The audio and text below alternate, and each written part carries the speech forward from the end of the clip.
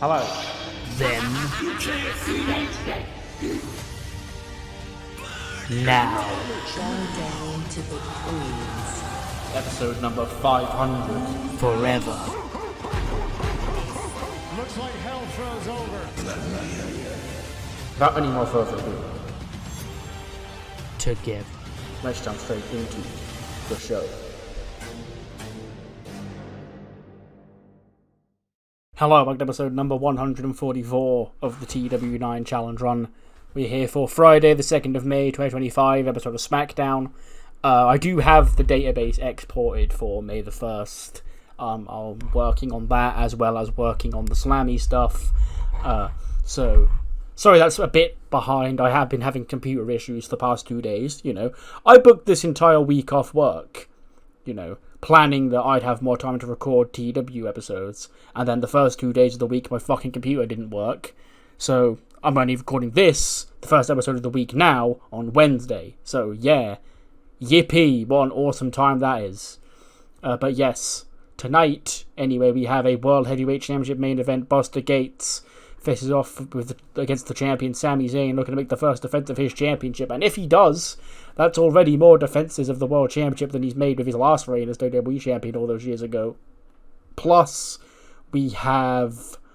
what else did we announce? A tag team match, Kelani Jordan and Ruca, whose chemistry I have fixed, against Fatal Influences, Zelina Vega and Fallon Henley. And the other pre-announced match was a Cruiserweight Championship match, which will be our opening match of the night. Johnny Gargano defends against the former champion Cedric Alexander, and a whole lot more. So without any more further ado, let's jump straight into the show. We kick off the show with Nova Nebula coming to the ring. And she has IYO's Championship over her shoulder. And she gets it. She goes, "Ladies and gentlemen, welcome to Friday Night SmackDown." Now, last week was the beginning of a new era here on SmackDown. The first SmackDown since WrestleMania 41. And it was the same old, same old. The same old women in the same old spots, doing the same old shtick over and over and over again. IYO SKY, Dakota Kai, Candice LeRae. We get it. You three don't like each other. You never will. Utami and Julia, you don't like IYO, you don't like Dakota, you don't like Candice. We know, okay? But what I was waiting for was my opportunity, because at WrestleMania I beat someone who this company considers the greatest women's wrestler of all time, Charlotte Flair. Years after Charlotte beat me and made me come up short in the biggest match of my career at that point, I got my revenge this year, and Charlotte, we haven't seen her since. So naturally, what I believed was next was a shot at the Women's World Championship for beating arguably the biggest star in the women's division. Surely I get a title shot. But then, of course, Julia has her title shot. And Utami wants a rematch. And Dakota wants a shot at the championship for whatever reason. So does Candice. Now, all of a sudden, there's so many women in my way for this championship opportunity that I need and deserve. So I didn't wait. Last week, while all of those women were occupied in that 6-man tag team main event, I took this championship. Because it should be my shot to hold it. But there's still so many women in my path. So let's make this straight. I got past Charlotte. I got past every other woman who stepped in front of me. Bayley, another one of your beloved horsewomen, put down. Now, I'm regaining championship gold around here, and I'm not going to wait for those opportunities to come to me, because chances are they might never. So this site, get a good look at it. Nova Nebula as the Women's World Champion, because this is SmackDown's future. Queen of Omega, Cammy, and Julia and Utami make their way out. And Cammy goes, "Nova, we've never been properly introduced. You see, you've always been a Raw girl, while me and the heir apparent, now reigning queen, and soon to be once again Women's World Champion, Utami Hayashishita, Julia, and the rest of Queen of Omega have sort of been over here on SmackDown dominating this division and this brand. Hi, I'm Cammy, and as you said, you already know who these two women are. This is the current #1 contender for the Women's World Championship, that she earned at WrestleMania by winning that Battle Royal, Julia. And of course, the former Women's World Champion, the woman to my right, Utami Hayashishita, who will get that championship back. So you're hitting all the right points. You seem to know that that championship isn't yours. You need to wait in line. But you're going to jump in front of the train, okay? So Nova, here's the thing. We didn't have a problem with you. We didn't even really meet you ever. But if you want to come over to our show and jump a queue in front of not one, but 2 rightful Queendom Omega champions, we can have a problem very quickly. That's when Candice LeRae's music hits. And she goes, "Oh, spare me, okay? Congratulations, Queendom, you got a win last week, all because of me and, you following my orders. So, I'm coming off a win at WrestleMania. If Nova is so deluded that she thinks she can get a title shot off that, then so can I. Because let's be real here, Dakota Kai was Women's World Champion last year. Dakota Kai beat Charlotte twice, so Nova beating Charlotte isn't as impressive as that. Okay, plus, I need to save this division. I'm the only person with the gall to do it. Everybody else wants to sit back here and kiss EO's ass and welcome her back to the top of the division that she held down for so long. I'm the only person who needs to step in and take that championship. It's not your responsibility, and you fumbled that responsibility at WrestleMania. No, it's mine. So it's for the better that none of you 3 get in my way. Because this little hiccup that I've been through isn't going to stop me. I'm doing what needs to be done. You 2 are doing this out of greed and out of narcissism and desire to be big and become the top star here on SmackDown. I'm doing this to prevent those who are already there. You can't change things when the problems are still in play. Nova, you're not a problem. Not yet. You're the only person in this ring right now that I don't want to rip the spine out of. So I'm going to warn you, because I'm a kind person. I'm a good person. And I'm going to give you a warning. And if you 3 want to listen in, be my guest, but I don't really care if I wrong you or not. Stay out of my way.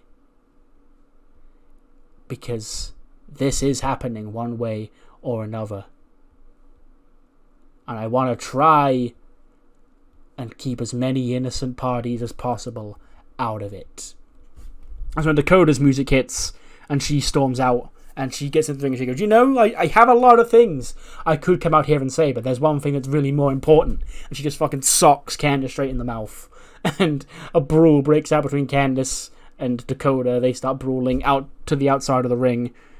Nova, Cammy, Utami, and Julia Silver just watch on awkwardly as Candice and Dakota brawl into the crowd. They pick up trash cans and the crowd start throwing them at each other. And then we hear the crowd start buzzing because behind... I'm imagining the scene is, Cammy, Utami, and Julia are on one side of the ring with their backs to the ramp, but they're that side of the ring, and Nova's in the middle of the ring holding the championship. And then behind Nova, we see Io hop onto the apron, the crowd goes crazy, and she drop kicks Nova Nebula from behind. Nova drops the belt. Io pounces on Nova, she starts brawling with Nova. They brawl to the outside. The Queendom girls are just in the ring, looking around awkwardly, well, look at this. This is a bit chaotic, isn't it? and Candice and Dakota have spilt on towards the top of the ramp. They're still throwing hands at each other, trying to rip each other apart. When Adam Pearce goes, "Enough! I've had it up to here with all of you already. It's been 2 weeks and already you're out here trying to rip each other's hair out. I thought this division was going to be the greatest division in the world, but if you're going to keep acting like children, then I guess not. Luckily for you, I have a solution. May 24th, Judgment Day. We're gonna settle this the only way I know how. IYO SKY, you will defend the Women's World Championship against Julia, and Utami, and Nova, and Candice LeRae, and Dakota Kai. And there's one more thing I forgot to mention. That match at Judgment Day will be contested inside the Elimination Chamber. It is official. Big pop. We didn't do the chamber before WrestleMania this year, so fuck it. Big post WrestleMania dump. We're doing an Elimination Chamber in May for the Women's World Championship. All 6 of these women. The fights temporarily break out. I imagine Candice and Dakota's hair is all messed up. One of them's probably bleeding from the mouth. And then Candice just sort of walks past Adam Pearce with her bloody mouth and messed up hair and just goes, "You need to be getting these chaotic members of your roster under control." And she just walks to the back and he goes, "I'm trying." But yes, Elimination Chamber. These 6 women, Candice, Dakota, IYO, Nova, Julia, Utami, Women's World Championship. There could only be one. Who will it be?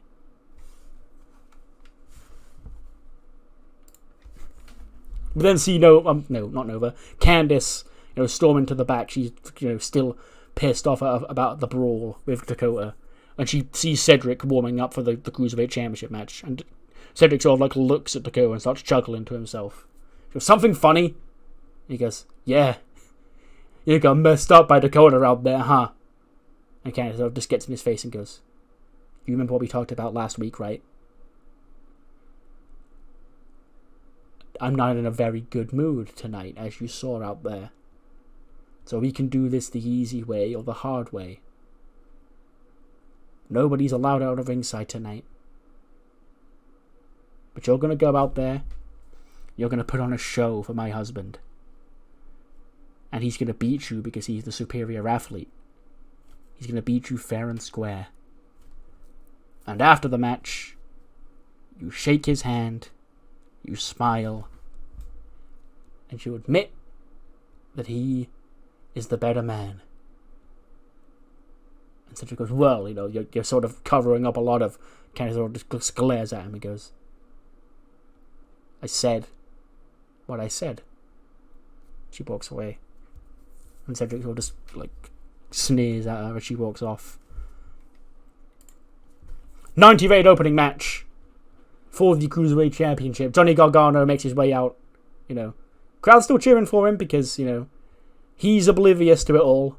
He thinks he's doing the right thing. He doesn't know his wife is, being shady behind his back. But yeah, you can see the crowd is sort of still this, his wife's a bitch, therefore fuck him, basically. And, they're just starting to feel sympathy for Cedric, because Candice is fucking rinsing this guy. But yes, Johnny Gargano does defeat Cedric Alexander in 15:26 to make defense number 1, 2 even of the Cruiserweight. I forgot he defended it against Dante Rios last week. Yeah, defense number 2 of the Cruiserweight Championship. 91 for Johnny, 77 for Cedric. And after the match, Johnny Gargano is celebrating in the ring when Cedric gets to his feet. And you can see Cedric is sort of looking, he's frustrated himself that he lost. And Johnny's celebrating. And Cedric, he has a little moment of thought. He takes a deep sigh. He walks over to Johnny Gargano. Gargano turns around. And Cedric offers a handshake out of respect to Gargano. You can see Johnny sort of surprised. Oh, okay, I didn't expect this from Cedric. And then Johnny accepts the handshake and leaves. So yeah, Johnny Gargano's still the Cruiserweight Champion. We then see Dakota. She's stressed out. She's mad with Nick Aldis.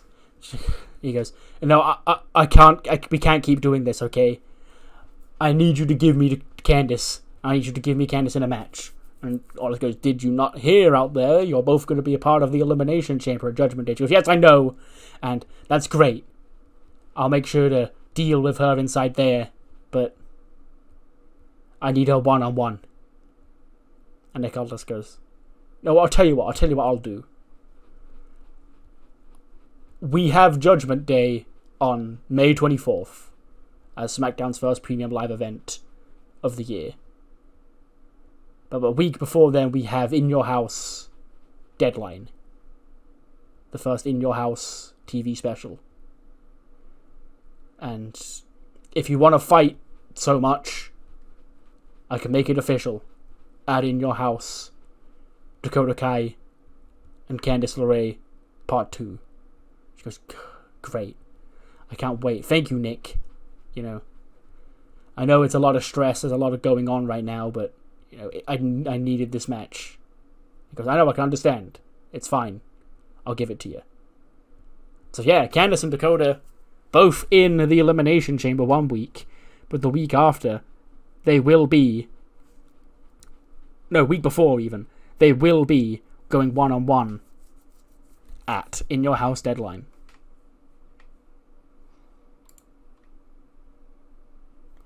$72 tag match. Zelina Vega has a gimmick that's getting stale. Whatever. Sure. Yeah, but Fatal Influence against Solani. And Fatal Influence do pick up the win via JC Jane related shenanigans. Fallon pins Sol Ruca in 8:14. 51 for Kalani, 69 for Sol, 67 for Fallon, 65 for Zelina. So everybody, apart from Kalani, Kalani needs pulling up because she's new here. But yeah, everybody else going around about the same. But a big win for Fatal Influence, Zelina Vega and Fallon Henley here tonight. After the match, JC Jane, she gets into the ring. She starts stomping down on both Sol Ruca and Kelani Jordan. She goes, see, these new girls, you got to put them in their place.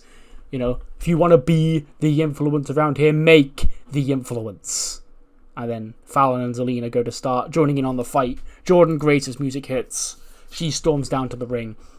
JC Jane dips as Jordan Grace gets into the ring. Zelina Vega gets tossed around because she's the smallest one. I believe last time it was Zelina as well. But, she's the smallest one, so she gets tossed around the most. Jordan Grace takes her out and then helps Sol Ruca and Kelani Jordan to their feet. Fighting off Fatal Influence and JC Jane here tonight. They get a quick interview. Kayla Braxton is with Neville. Kayla goes, Neville, just a quick words with you tonight. There's been a long-standing issue between yourself and Xavier Woods, and we saw what Xavier Woods had to say last week. And Neville just chuckles. He goes, it was excellent, wasn't it, Kayla? For the first time in my life, I was proud of Mr. Woods. But now, I see Mr. Woods has taken my words to heart. Mr. Woods realizes that all this time all I wanted was a better version of him. And for that, Xavier, a simple thank you is all I ask for. And then Xavier Woods walks into frame. And he goes, oh, I'm sorry, I can't help but hear you out here talking my name. Talking the name Xavier Woods, okay? Last I checked, we were done around here. But I guess not. Now you want to take credit for opening my eyes? That ain't true. I didn't have any interest in taking up what you were putting down, Neville. But what happened at WrestleMania made me see the light. It made me see that while what you were saying wasn't correct, something did need to change. I need to prove myself that the New Day can grow. Because E and Kofi, you saw them last week, they don't seem to be on board this new idea of the New Day. And that's when I realized, Neville, I've got to prove myself. I've got to beat you. You were the guy who started this downfall. So if I can beat you, E and Kofi will see the light. E and Kofi will see that this change of attitude is necessary. And then once E and Kofi are back on top with me, it won't be thanking you, Neville. E and Kofi will be thanking God for Xavier Woods. I'll see you at Judgment Day, Neville.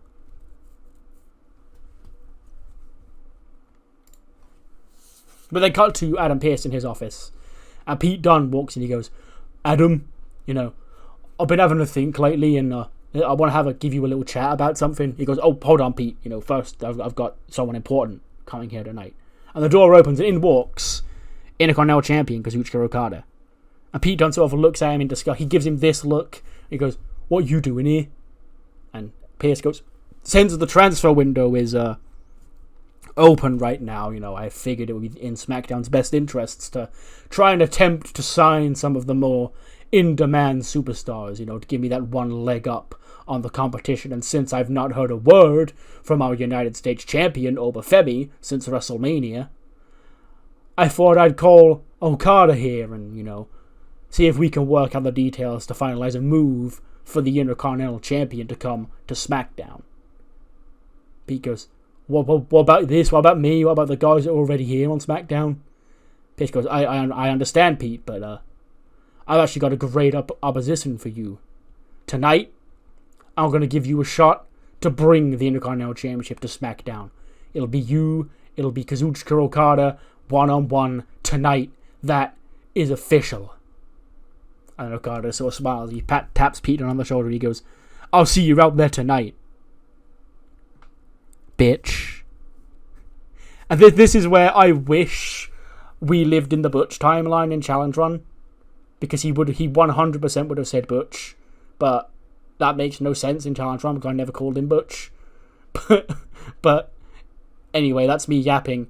Okada, as I teased when the transfer window opened, people can appear on other shows, like for tryouts or like scouting and shit. Okada's here on SmackDown tonight and he's wrestling Pete Dunne. They come back to the ring. And Big Bronson Reed's already in the ring. Lord Bando's with him. He says, Bando, thank you for accompanying me out here tonight. Because I've got some things I need to say. At WrestleMania, I lost my United States Championship to Obafemi. Now at the time, I wasn't too beat up about it. Oba is one of the fastest rising young dominant forces here in WWE.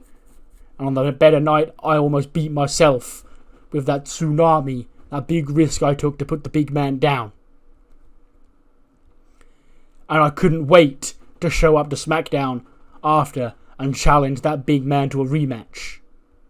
But ever since the Raw after WrestleMania, Oba's been a no-show here on the Blue Brand. Oba is scared of Big Bronson Reed, it seems, because he's over there running amok on Raw with his new friends. Listen, Oba, I don't give a damn what business you think you've got over there on Raw. That doesn't concern me. What concerns me is that championship that you're hiding around your waist by ducking me. Ducking Big Bronson Reed. And Bando, I know it's been a while since you and I were sort of together in this ring. But I think it's time you and I go hunt down the ruler and bring the fight to him. And then Drew McIntyre interrupts. He just laughs and goes, well, look who it is. It's Big Bronson Reed. What? Sorry, no. It's not Big Bronson Reed I care about. It's that dancing goof next to you. You see, Lord Bando around here thought he was best mates with Swerve. But after WrestleMania, I embarrassed Swerve, and I sent Swerve packing. And lo and behold, now Swerve's been sent packing once again. What does Lord Bando do? Does he stand by his so-called best friend's side? He's not. He's got a new best friend. He's back with Bronson. Isn't that crazy? Where is the loyalty nowadays, ladies and gentlemen? But make no mistake about it, Big Bronson Reed. You're right about one thing. Obafemi is a coward. He doesn't want to bring that United States Championship here because he knows after what I did at WrestleMania, Drew McIntyre's got his eyes on gold. Whether it be him or Sami Zayn, I'm coming for it. And then Bronson Reed gets in Drew's face and he goes, I think you'll find I'm next in line for a title shot. And another thing, you run your mouth about Bando again, it'll be you leaving in an ambulance. And Drew just laughs and goes, leaving in an ambulance? That's very fitting, considering that's how your boy Swerve left WrestleMania. He's probably still sat up in a Vegas hospital somewhere because I kicked him within an inch of his life. But if you want to be the tough guy, Bronson, after I saw you almost end your own career at WrestleMania, be the tough guy. Because Drew McIntyre's better. See you next week. Bring your new best mate with you. And I'll send him to the hospital too. So yeah, bang, next week, Drew McIntyre, Bronson Reed, 1-on-1 here on SmackDown. We then cut backstage. We see Andre Chase and Keith Lee in like one of the office rooms in the arena, printing off Chase U application flyers, and like they've got Chase U success on there. Duke, coming close to being US champion. Andre Chase's Battle Royal win. Thea Hale. I don't know. Whatever other accolades Chase U have done and big matches they've won. I think Thea Hale pinned Bayley a few years ago. And here we go, Keith. New year, new semester, new students. We want nothing but the best. I loved the boys and girls of Chase U we just had. But this year, I want to see champions in Andre Chase University. And then they start walking around the arena, pinning up flyers for like Chase U opening night. When Pretty Deadly keep walking past them, and they see all these flyers for Chase U opening night, and they pin up Pretty Deadly the musical posters over the top of the Chase U ones. And yeah, so yeah, it appears Chase U opening night won't get any candidates because Pretty Deadly are marketing their musical instead. 90 rated match. Big Kazu defeats Pete Dunne in 11:58 with a Rainmaker to make defense number 2 of the IC title. 86 for Okada, 93 for Pete Dunne. So yeah, Okada is locked in for a championship match against Ludwig Kaiser at Backlash. But, in the absence of Obafemi on SmackDown because he's over on Raw, Big Kazu has brought the IC title over and he's defended the championship against Pete Dunne here tonight. We then see Io and Kyrie. Me are backstage, Io is ranting to Kyrie about, the Elimination Chamber and how her first defense is in the Elimination Chamber. Kyrie, she's got her chamber over her shoulder. She's got to look out for who her next challenger is. That's when Asuka walks in. And, Asuka, Kyrie, and Io, they start chatting, thanking Asuka for being there at WrestleMania and all sorts. When Asuka, actually finishes talking, she, looks across at Kyrie, sees Kyrie with the Liberty title over her shoulder. She looks across at Io with the women's world title over on her shoulder. And Io and Kyrie sort of notice Asuka's eyes, glaze at the titles. They look at each other and look back at Asuka. And then Io's like, don't worry, Asuka-san. You'll be a champion again, too. And Asuka looks back at Io and Kyrie. And she says, you two, champions on SmackDown. Queendom conquered. It's time to see who else is ready for Asuka. And she walks away. And Io and Kyrie sort of look at each other confused, like, huh? What the fuck? What's she on about? We then cut to the ring. And in that time, we see, microphones and musical instruments and shit put out on stage. And there's a big banner on the Titantron that says, welcome home. And it's J-Flow. They came out onto the ramp. J-Flow are back home on SmackDown. They've been transferred over to SmackDown. They're performing a Welcome Back to SmackDown song. When they're interrupted by the Megasis and Cammy. They make their way out. Megasis sort of just knocks over all the equipment. Sort of just barges past J-Flow as they're performing. And gets into the ring. And Cammy takes the mic and she goes, it's been a rather long 13 nights. For some of us, great. For some of us, sleepless. For some of us, the biggest sin in the history of this industry, needing to be wronged. At WrestleMania, the Megasis tasted defeat for the first time. And it was to the hands of Kairi Sane. to see Kairi Sane walking around here with our championship. It makes me sick. Kairi couldn't be a good little sidekick and do her best to try and help IYO. She had to try and reclaim her own former glory. Okay? Fool me once, shame on you. Fool me twice, shame on me. That will never happen again. Next time, Kairi and the Megasis go at it for that championship, because we're owed our rematch after being the most dominant Liberty champion of all time. The next time that they're back in this ring, let's take a little poll. What is the most likely outcome? Is it the outcome we've already seen 3 times in the past? Or was it the one-time lucky fluke that we saw in Las Vegas? Kairi, you hold on to that championship extra tight, because next week, it's coming back home. And then as it is all going on, we see J-Flo getting back into the ring, start shouting at the Megasis. Oh, look at this! Singer Girl's got a backbone, okay? I've been waiting to meet you. Because, quite frankly, Mackie, when I started Queendom all those years ago, it was to help bring some of the very best international wrestling talent to the top of a company where that was often prohibited. I made IYO SKY the face of this industry. I made Utami Hayashishita the world champion. I helped make Julia a star.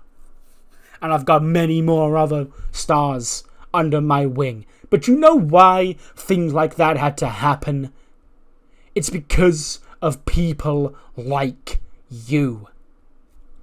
You and the rest of your little girls were happy to take the paycheck to fly overseas to America and become a joke. To mock the great art form of Joshi professional wrestling by taking a microphone, singing and dancing, flipping people off, and blowing raspberries in their face. That's what you were happy to make this art form. And I'm glad you've got a good little 5-year gig out of it. Because quite frankly, we can't imagine WWE's women's division right now without our beloved J-Flo. They've been here so long. They're a great little time to enjoy and sing and dance and have fun. Well, enough is enough. Welcome home to SmackDown. Our SmackDown, because the last time you were here, we were not. This doesn't fly in our yard anymore. And I can see your little friend there getting a little angry at me. If she wants to swing at the Megasis, swing. And Tam sort of gets in the face of the Megasis, and Mackie, you can see, is trying to tell her to back off. But no, we are going to go one-on-one Tam versus the Megasis right now. Gets an 80. Megasis gets a win. A nice rebound victory after her loss at WrestleMania. She wins with Fate's Descent in 9:25. 74 for Tam, 78 for the Megasis. After the match, the rest of the J-Flo girls get into the ring to check on Tam. And Megasis just starts booting them all in the face too. She continues the assault on them while they're in the ring. That's when Kairi rushes out. She makes the save. She tries to take the fight to the Megasis. The Megasis eats her back fists. Kairi bounces off the rope. She goes for a spear. Megasis sort of just grabs her, catches her with the spear, and turns it into a power bomb.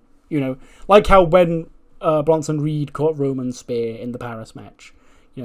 Except this time it makes even more sense because it's, Kairi and Megan. So she just absorbs Kairi's spear and Cat grabs her, power bombs her in position, picks her up, hits another Fate's Descent, foot on the chest, J-Flo down all around her, holding the Liberty Championship up high.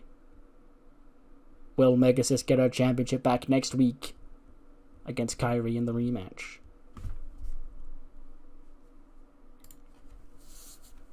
We then cut back. Bronson Reed storms angrily into Adam Pearce's office. And he goes, "Bronson, how can I help you?" He goes, "Are you protecting Oba?" He goes, "Of course not. Of course I'm trying to get in contact with my United States champion just as much as you are. He goes, well, it's awfully convenient that he easily finds his way into Raw every single week. He goes, I know, I'm trying to contact Shawn Michaels, about what's going on over there, and why my talent is at Raw every single week, and it's all very hectic. The transfer window in itself is crazy. I was on the phone to Okada for like 3 hours trying to get him to come over here tonight.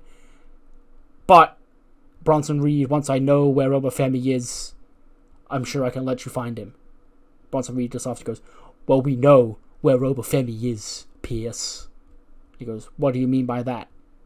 And he goes, if he can go to Raw, I want you to reach a deal right now. Let me at Raw next week. I'll find Oba, and I'll deal with him.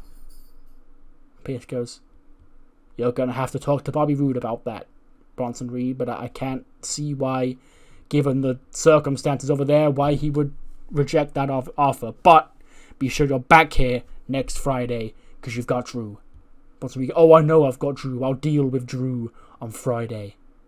But first, I've got somebody else to deal with. Four-way tag match. This is a nice little tag match to crown who will be next in line to challenge the Motor City Machine Guns for the WWE Tag Team Championships. It's pretty deadly. Aussie Open, Andrade and Angel Garza and the Creed Brothers. And the Creed Brothers pick up the win. Julius Creed pins Brad Sawyer in 13 minutes and 18. 74 for Elton Prince. 80 for Kit Wilson. 77 for Brad Sawyer. 66 for Kylan Rodgers. 77 for Brutus Creed. 74 for Julius Creed. 80 for Angel Garza. 86 for Andrade. So yeah, nice win for the Creeds. The Creeds, it's been a long time that I've been wanting to elevate them, but they still haven't really got to the position where they've been one of the top teams in the division. Let's try and give them a little push here. Andrade and Garza, Aussie Open and Pretty Deadly. I do actually, believe it or not, have at least short-term plans for all of those teams. So, well, that's actually a lie, technically. If you read into my wording, that's a lie. But, yes. That's all I'll say on that. But, yeah, the Creed Brothers. Next in line for a shot at the Motor City Machine Guns. We then cut to... We see Ember Moon, coming out of Adam Pearce's office. And, I forgot to put Kayla on screen here. She goes, Ember, what's going on there? She goes, I know, I was just talking to Adam Pearce. And, I want to get myself back in singles action, get myself back in competition, so I'm going to have a nice match tonight. Me and Aoi Maikawa one-on-one out there to really spotlight two of the great women's wrestlers here on SmackDown to prove who's going to step up and be next in line for a championship. That's when Candice sort of walks into frame. She just laughs, goes, ha! And he goes, what's funny? She goes, oh, it's nothing. It's you. You're funny. Ember goes, I wasn't making a joke. Because I know. But what's funny, Ember Moon, is that a few months ago, I recall myself and an old friend of mine were going through a little bit of a rough patch. Myself and an old friend of mine were constantly at petty squabble. And it was somebody who I spoke to backstage that was like, Candice, you can't please everybody. You've got to try and please yourself. And those words really opened my mind. And now here we are. Do you know who it was that said that to me, Ember Moon? You did. And I thought, wow. This is a girl that's really got her head on her shoulders. This is a girl who really has ambition and a drive to be the best here on SmackDown. And fast forward all these months, I'm doing something about it, and you're playing bitch to EO's bitch. When you said all those words to me, I don't want to say I regret listening to you, because obviously I've never been better in myself. But I really pity you, because you're all talk and no action. You are happy after motivating me to not please everybody, to sit back and please them two and hate yourself. But good luck tonight. I'm sure you and Albie are going to kill it, and nothing's going to come from it because there's already a championship match made for next week, and there's already an Elimination Chamber match. So, hey, I guess just go out there and give them a show, like a good little opening match. Rookie. Because that's all you are. I don't have the power to change that. EO doesn't have the power to change that. Dakota damn sure doesn't. But I know who does.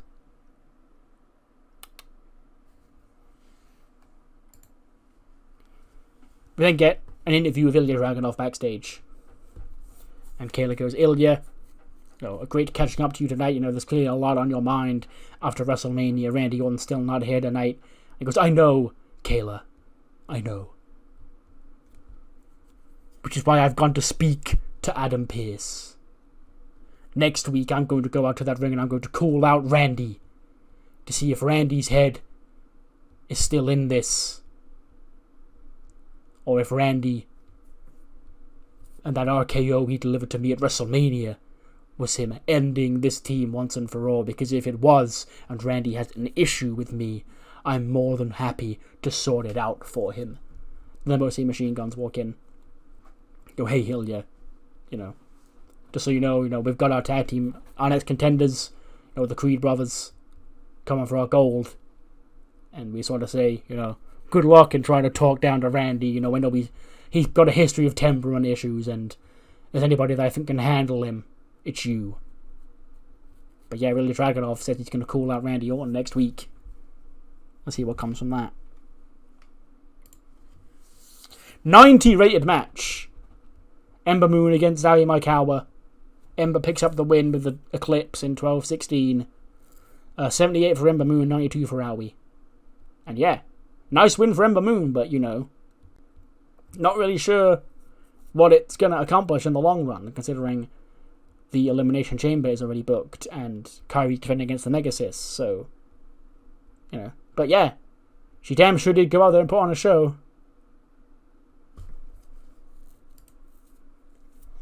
We then cut to the Revolution in their locker room, Buster getting ready for the main event, when we hear a knock on the door. Like, who the hell's that? The door opens and in walks MVP with his cane. He takes a seat, goes, can I sit here? And Buster goes, by all means. MVP takes a seat down. He goes, look, you got your big title match coming up next, right? Now, usually, the almighty Bobby Lashley would be next in line for a rematch for that championship, Buster.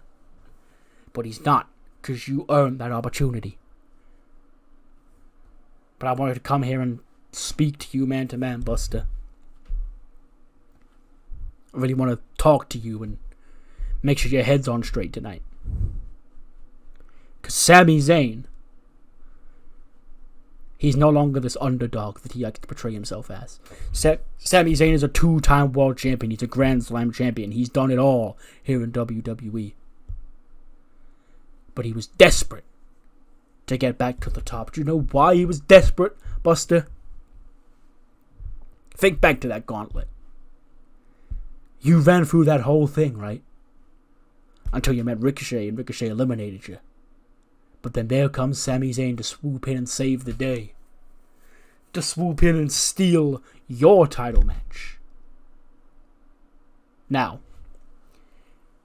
some would say you were the better man on that night. You beat Ricochet. But maybe, if Sami weren't a part of that gauntlet, Ricochet would have let you win. And you could have been wrestling the almighty Bobby Lashley at WrestleMania. But we knew Sami Zayn was going to slither his way in that match and play the good guy hero savior act. When we all saw what he actually did, and that's manipulate everybody and slide in and steal your opportunity. Sami Zayn proved he was willing to do whatever it took to get that championship. And if you don't prove you want to do whatever it's going to take to get it yourself, then Sammy's gonna walk all over you tonight. So Buster, I'm sure you'll do the right thing. MVP sort of just walks away. Buster gets deep in thought. Rufus and Nebo are like, hey, he's yapping. He's yapping, Buster. Come on. You got this. Next week, we have a pretty stacked episode of SmackDown, including another big meaty match. Drew McIntyre against the former United States champion, Big Bronson Reed. You know, Bronson Reed is still on the hunt for Obafemi. He's not found him yet. He's gonna go to Raw to try and find him on Monday night. But next Friday, he'll be back here to face off against Drew McIntyre. Plus, for the Women's Liberty Championship is a WrestleMania rematch. Another clash, probably the final singles clash at least, between Kairi Sane and the Megasis. Let's see who comes out on top in that one. Plus, Jordan Grace and JC Jane go one-on-one after weeks of back and forth between JC and Fatal Influence and Solani and Jordan Grace.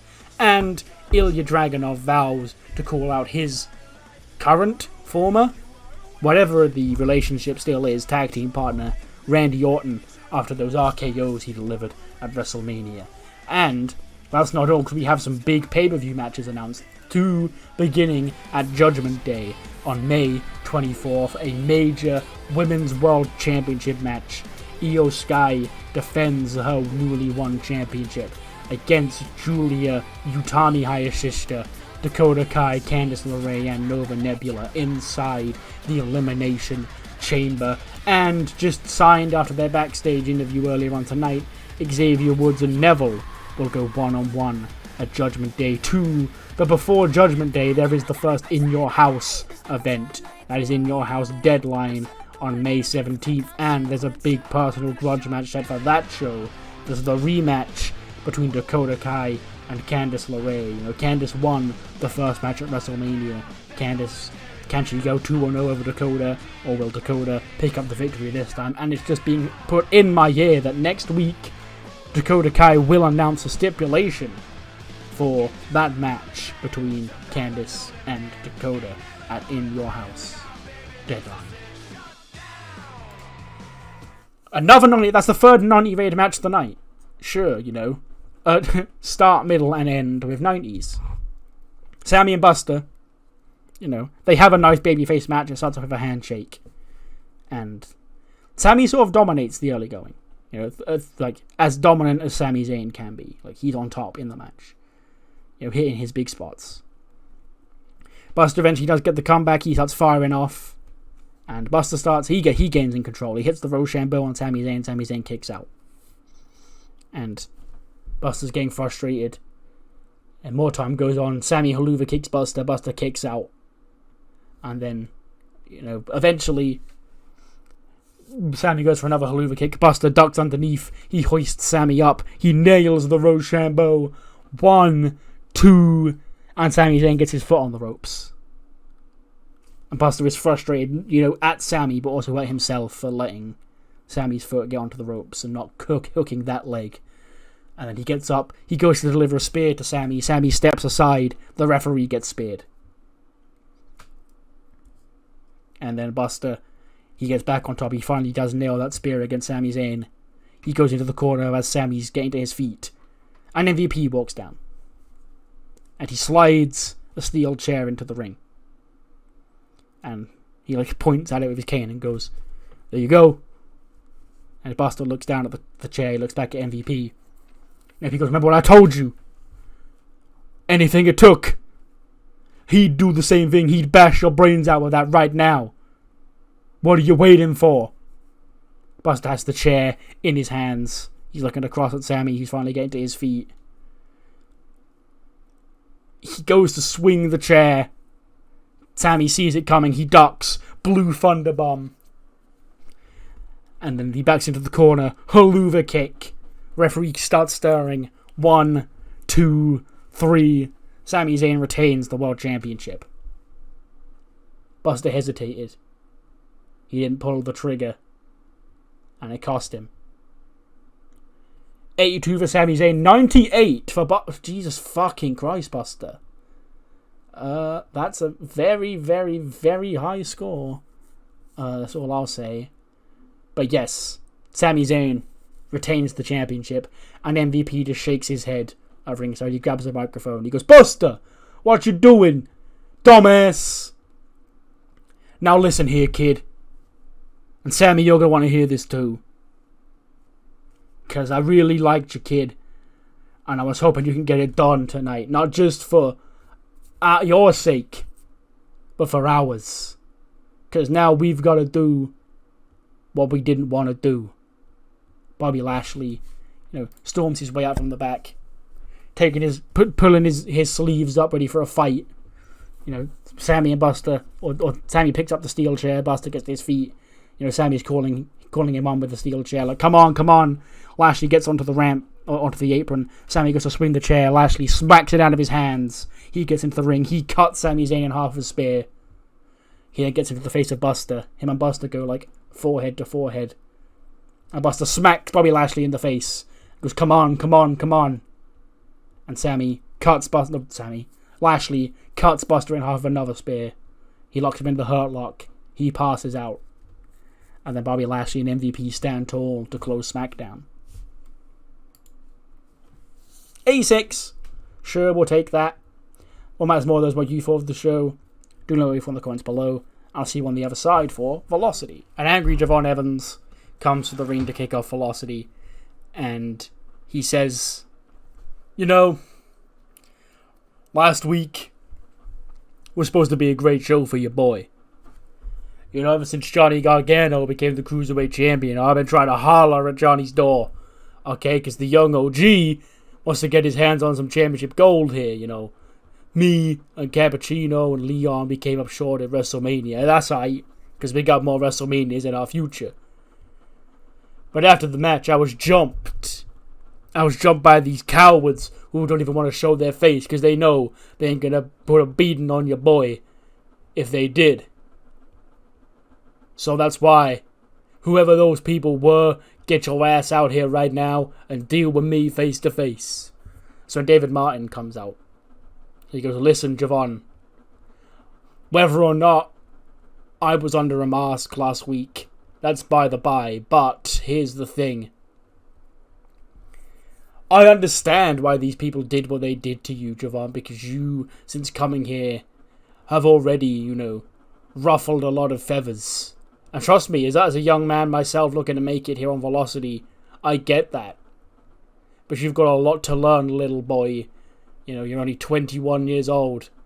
The whole career's ahead of you. You're trying to cut the line in front of guys like me. Need I remind you? You've already tasted championship gold here in WWE. You were the Speed Champion.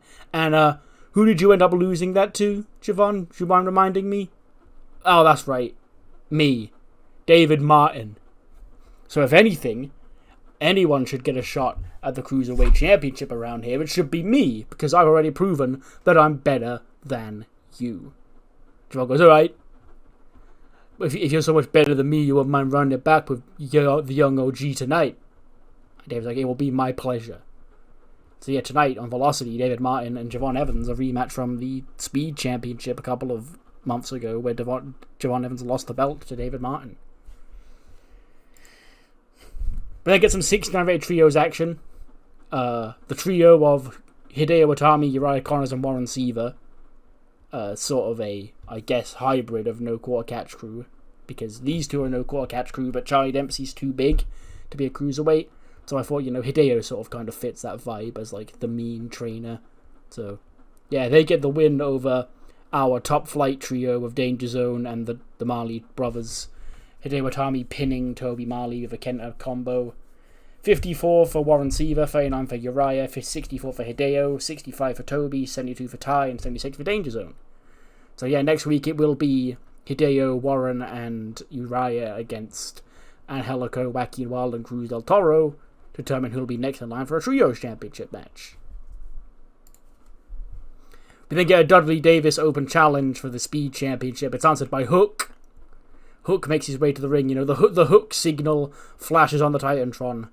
And out he comes, for the first time. Hook has been sent to go after the Speed Championship. Can he win it? And a 70 rated match. Hook actually does put Dudley down with the red rum in 4:58. Perfect time. I didn't set that because I can't set exact times on the game, but that is like perfect time. Like 2 minutes before the end, Dudley does just give up. And we do have a new speed champion. Hook is the new WWE speed champion.